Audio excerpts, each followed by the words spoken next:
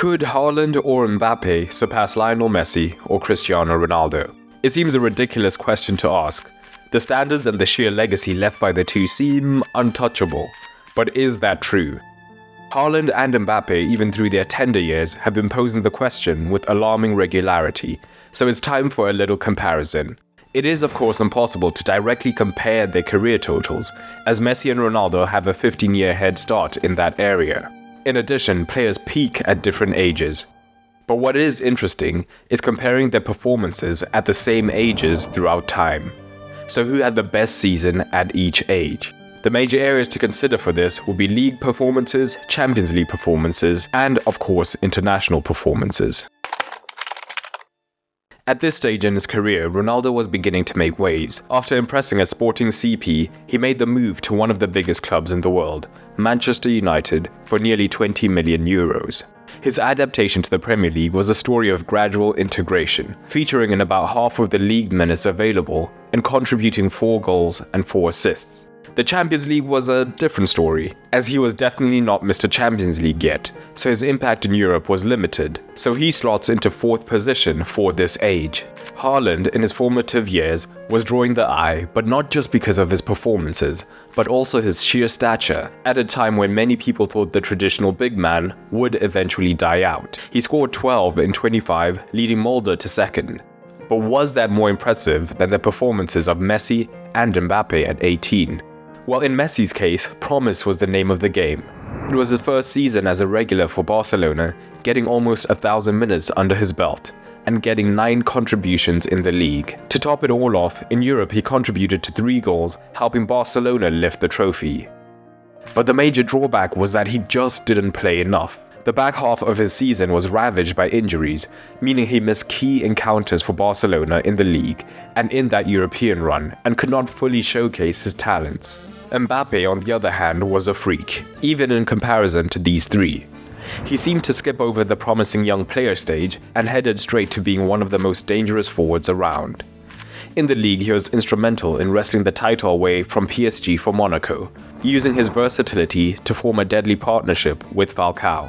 In the league, he had 20 goal contributions in 28 appearances, and in Europe he was impressing with 7 goal contributions in 8 games. This culminated in a ridiculous €180 million move to PSG. Mbappe slots in comfortably into the top spot at this age, with Messi shaving second ahead of Haaland due to the comparative strength of the league.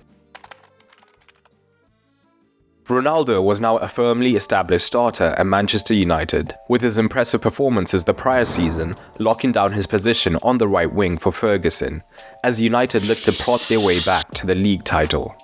It would not happen that season, as the Reds finished second, despite CR7's 5 goals and 4 assists in the league. What sets this age apart for Ronaldo was his performance at Euro 2004, where he made himself a key player for his nation.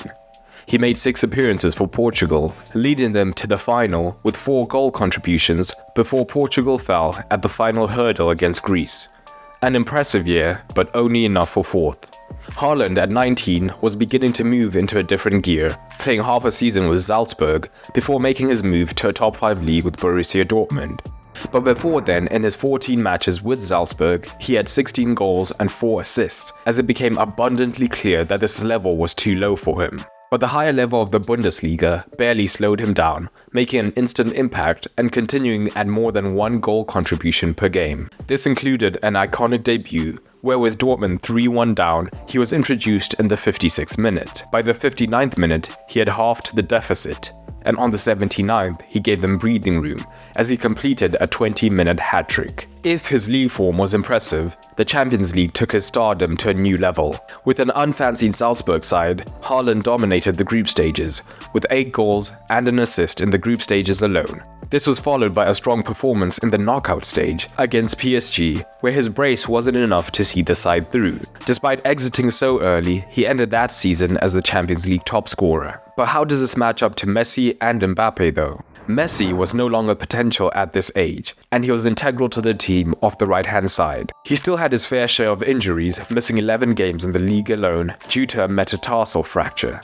But when he did play, he was beginning to become Barcelona's major spark alongside Ronaldinho, with 17 goal contributions in 16 appearances. In the league, this culminated in his single-handed dismantling of Real Madrid as he scored a hat-trick in a 3-2 Clásico win. And his performances carried over into the international stage, where he featured prominently in Argentina's 4-4-2 diamond, combining with Crespo and Riquelme in the attack. He would be key, as Argentina made it to the final of the Copa America, falling just short, but his impressive performances meant that he was the young player of the tournament. Once again though, Mbappe at 19 had football in the palm of his hand. In just 29 league matches, he was crowned Liga Player of the Year. His Champions League performances weren't bad either, with 9 goal contributions in 8 matches, though the Parisians still crashed out in the round of 16. The pièce de résistance though was of course the World Cup, as Mbappe was crucial to the side, with impressive performances, including a quarter-final where he almost single-handedly tore Messi's Argentina apart. His 4 goals and 1 assist saw him crowned as the young player of the tournament. At 19, Mbappe is comfortably first, ahead of Haaland's freak season, whilst Messi places in third.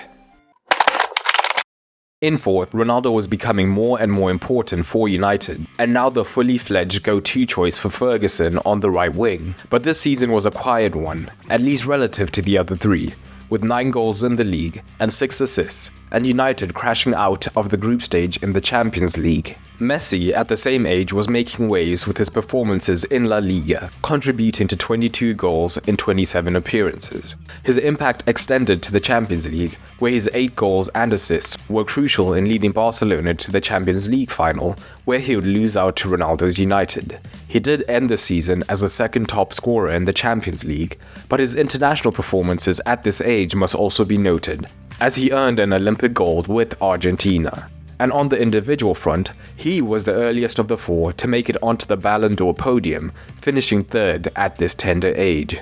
Mbappe was on the end of a strange season, as this was the year that the pandemic struck, and Ligue 1 opted to curtail the season completely, rather than just put it on hold. It meant a lot less minutes were available for Mbappe, and that combined with a few knocks meant that he only had 20 league appearances. That did not stop him from amassing 23 goal contributions, and a few more matches would have no doubt seen that total rise. His Champions League campaign was also noteworthy, as he led PSG to the final with 5 goals and 6 assists, and earned a spot in the Champions League team of the season, despite the shortened format.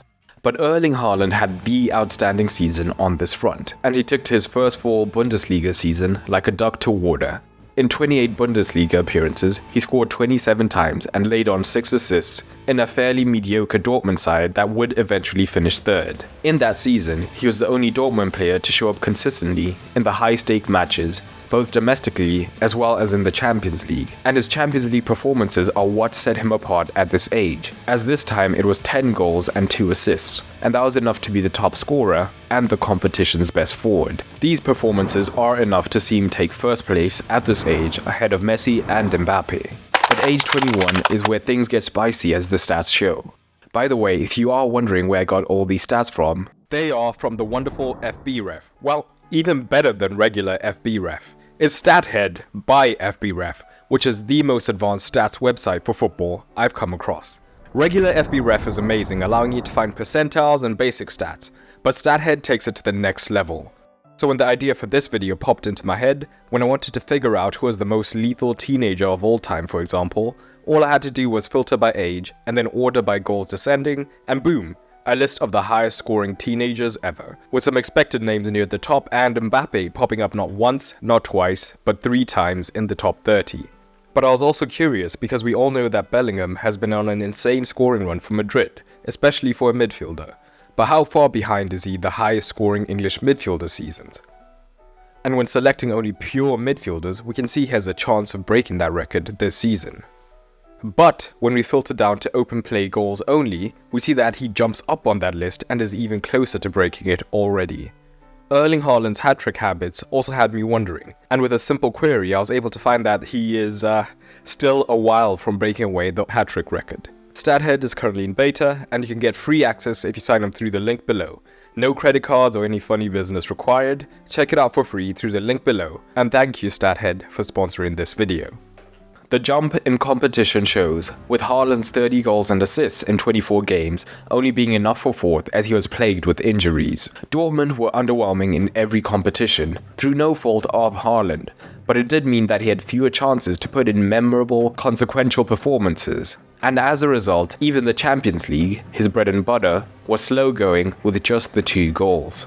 But 21 was Messi's first season under Pep Guardiola, and the first season where he was truly becoming a global force. He was a regular contributor with goals and assists, and had 34 goal contributions in the league. It was the standout European campaign to that point, with 14 goals and assists, and in that season he would win both the league and Champions League with the Blaugrana.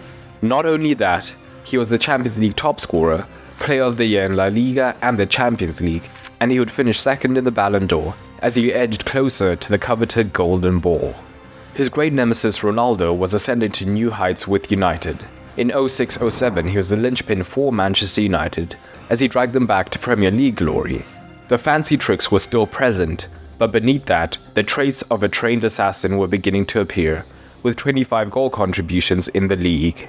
That was enough to see him be voted the Premier League Player of the Season. His 7 goals and assists would be vital in taking United to the Champions League semi-final as well. He didn't stop there. On the international stage, 2006 saw him be a key part of Portugal's side as they made it all the way to the semi-final of the World Cup, making it an incredible year for him.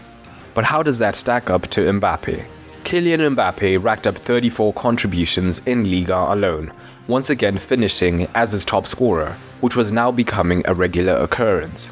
But it was in Europe where he shone in particular, not just because of the numbers, but also the caliber of opposition he shone against. He single-handedly ousted Barcelona with a hat-trick in the last 16, and one more for good measure, before a brace was enough to see the Parisians through against Bayern.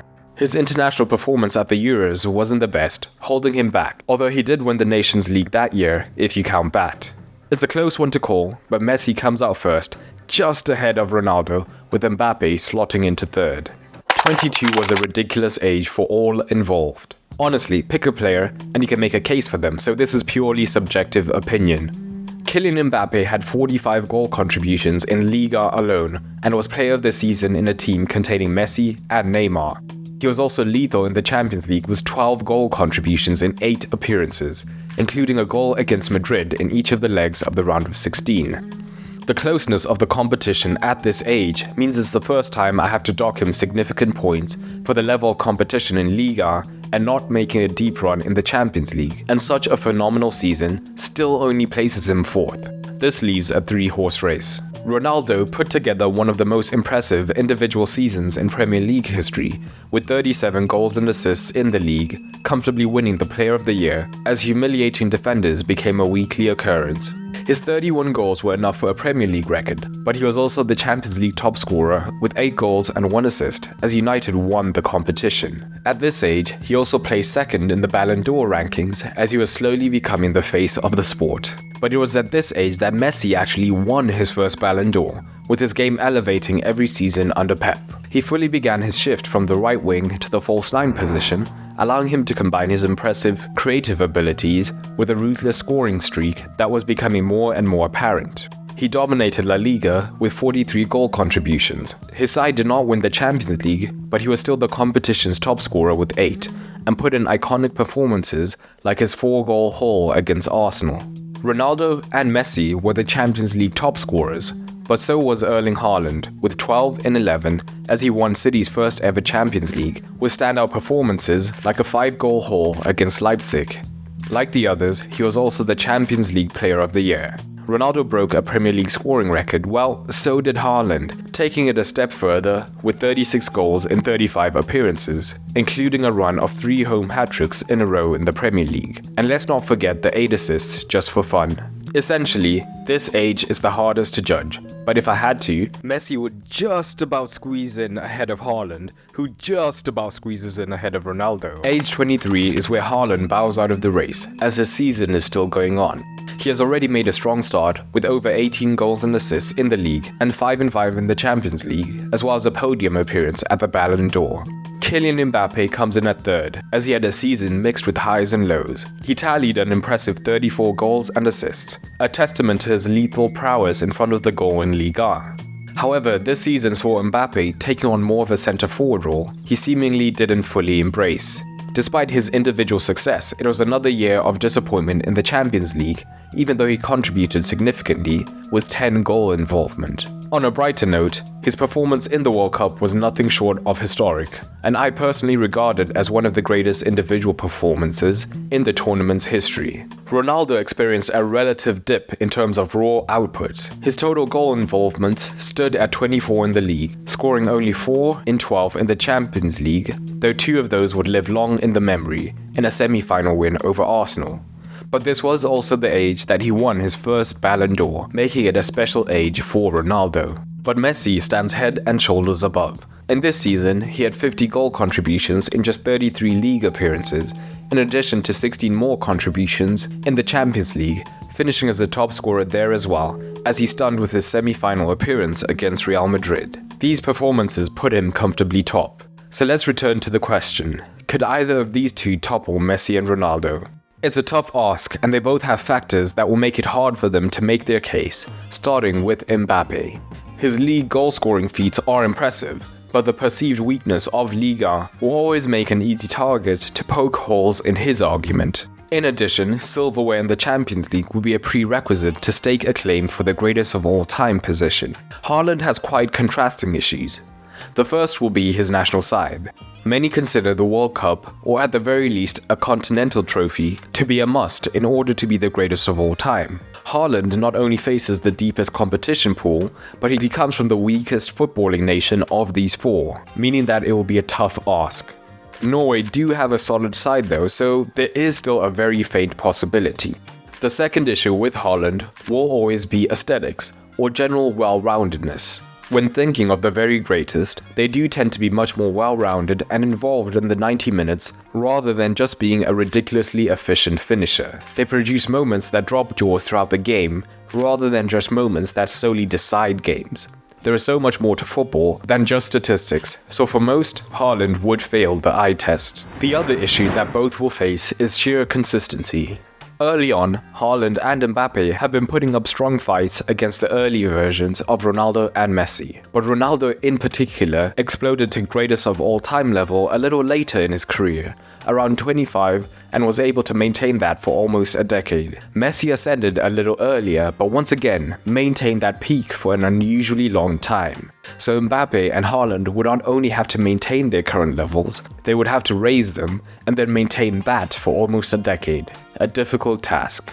Many of you will have different opinions on who had the better season at different ages, so please leave all your rankings down below. On the topic of Messi and Ronaldo, if you want the most detailed breakdown of their greatest matches, click the videos on screen now.